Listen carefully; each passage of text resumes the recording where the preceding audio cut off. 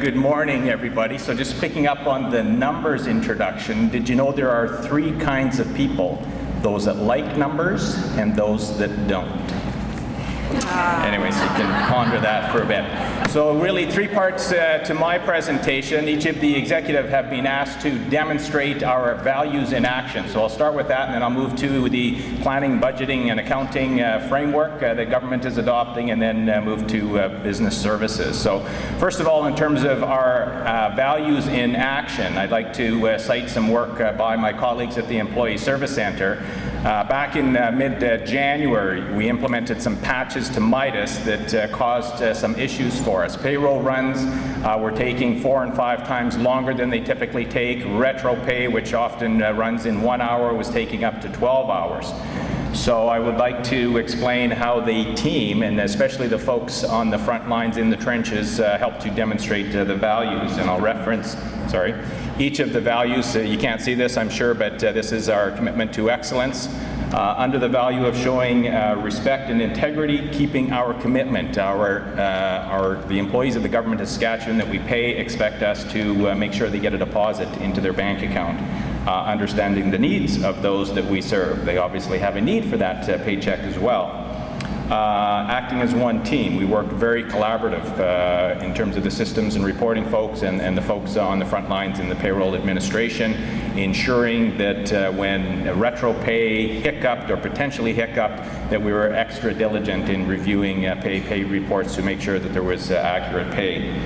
We were also very supportive of one another in terms of doing what we needed to do to get that done. So I would like to celebrate my colleagues at the ESC today, the success. Much of this work happens without others outside of the ESC knowing it, and certainly without our clients, but big shout out to my colleagues there. In terms of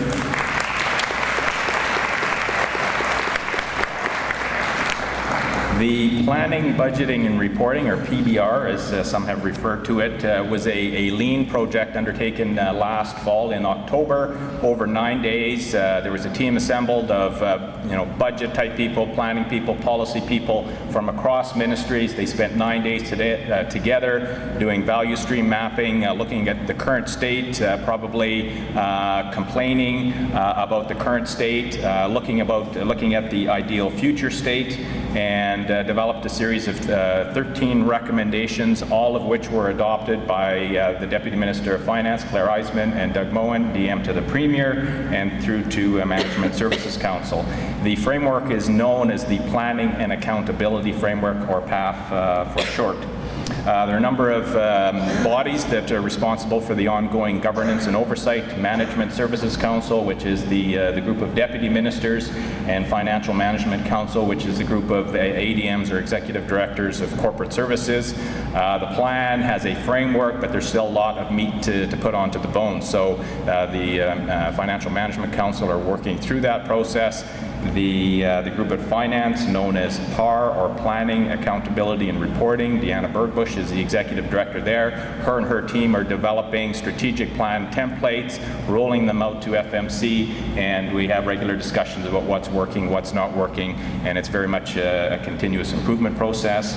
The Cabinet Planning Unit, James Saunders there, is also a lead. The report, or the plans, will go into Cabinet Planning. They will work to assess collectively the plans across government to see if collectively they will meet the 4 goals that government has laid out. As well, from a financial perspective, as the plans are fully developed, there will be a financial component, so there will be multi-year financial plans developed. I picked a few of the key recommendations. One I think is significant in terms of mandatory participation by ministries. Oftentimes government initiatives, some have had the opportunity to opt out. This is all in. Deputies had to, I don't know whether they had to give blood or swear an oath or something like that, but they had to make a significant commitment that they are going to implement this process within their ministries and dedicate the necessary resources. Change to the planning timeline. Some of the processes didn't line up very well with some of the processes that we have. So budget development, for example, typically the submission has to be in September. Leading up to that is a June cabinet planning meeting, and so oftentimes budget development work would take place over the summer. It was after the cabinet planning work. So with the new timelines, environmental scans have to be in by January, February. Strategic plans will be updated in the March, April, May time frame. Cabinet planning will happen in June, so deputies can brief their ministers on what the ministry's strategic plan is.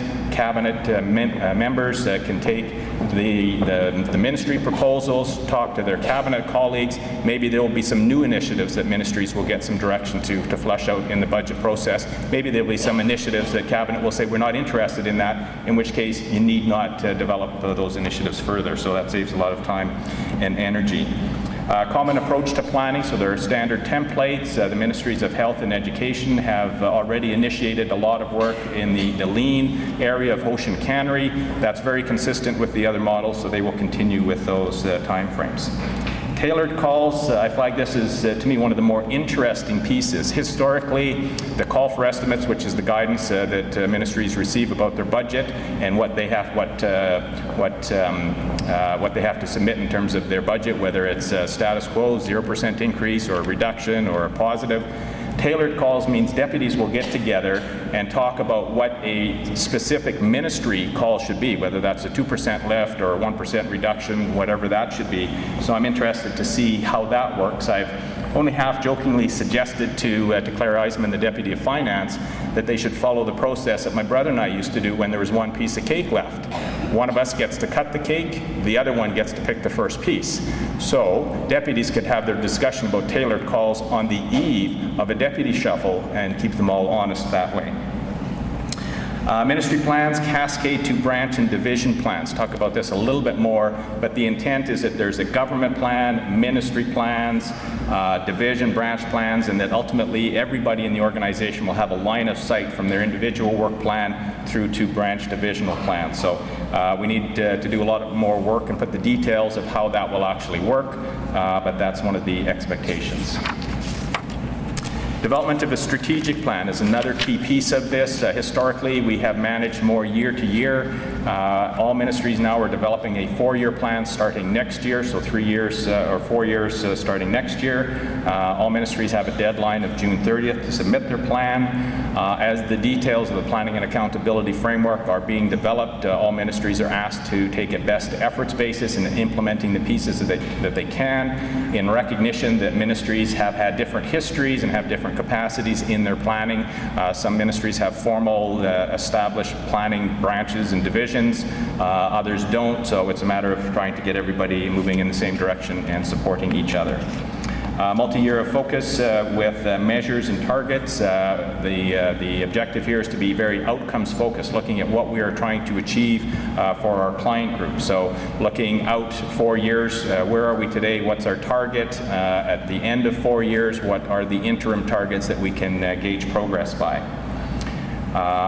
The operational plans for 15-16 again will be published. I think we're on year 4 now of operational plans being published on budget day. That's a very high level plan that includes goals, objectives, and then key actions for each of the ministries. Moving to operational plans, this is the 1-year details. So for the current year, PSC executive are currently working out the details of what specific work will be undertaken. Many of the initiatives and actions are already underway, and we'll continue with those. We will assess whether or not the work underway is sufficient to adequately accomplish all the goals and actions, and if not, then we'll establish additional action plans. Again, moving to the cascading of plans. So we'll have the strategic plan or the operational plan for the PSC. Beneath that will be divisional plans. One of the considerations there is how do we blend in all of the service delivery that a lot of folks are immersed in. The operational plans are a very high level, more of a public-facing, public interest kind of a plan, don't include much of the day-to-day work. So divisional and branch plans will need to include that work. Quarterly reporting at executive. This is an internal reporting tool, more of a management tool, so we can see what the annual plan is. Are we making progress? Do we need to have a course correction? Do we need to dedicate more resources? Have other new priorities come up during the year? How do we incorporate those? How do we reassess and have that discussion on a quarterly basis? Now moving into to business services, new area. Here our primary client group is you. We are internally focused, and our clients are the employees of the Public Service Commission. A number of new functions I've highlighted, and these aren't in many respects brand new to the PSC. They just haven't had a specific focus or a specific individual responsible to ensure that they get delivered. So planning and accountability, we've been doing budgeting and reporting, and now it's more enhanced and in compliance and support of the planning and accountability framework.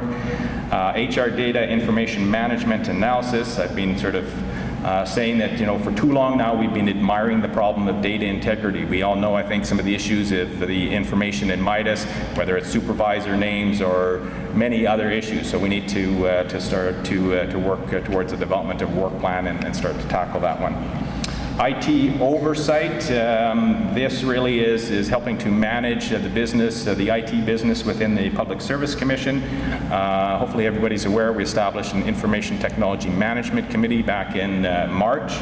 The mandate of the committee is responsible for the PSC's IT governance, including guiding and approving IT investments, approving IT standards, monitoring IT performance, and ensuring IT initiatives are aligned with the PSC's strategic business objectives.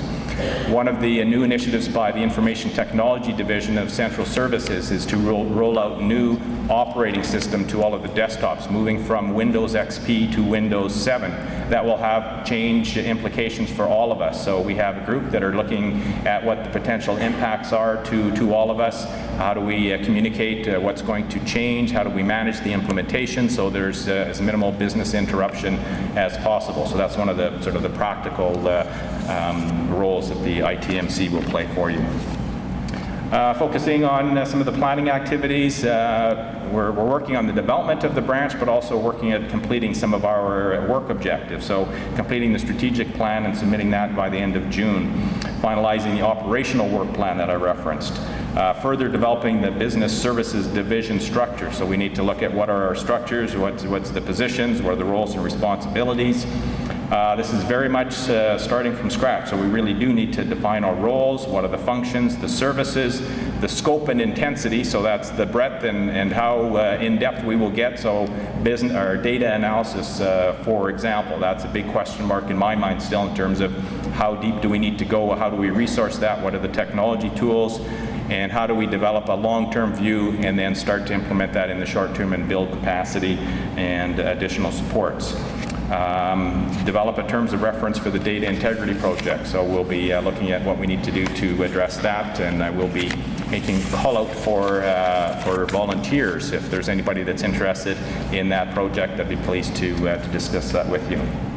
Over the next 3 to 6 months, some additional developmental work, clarifying the linkages with other divisions. We need to work to clarify what are the roles, responsibilities, and boundaries of what each of the divisions will do, and develop position descriptions, and then begin to staff. So that's it for me. Thank you very much.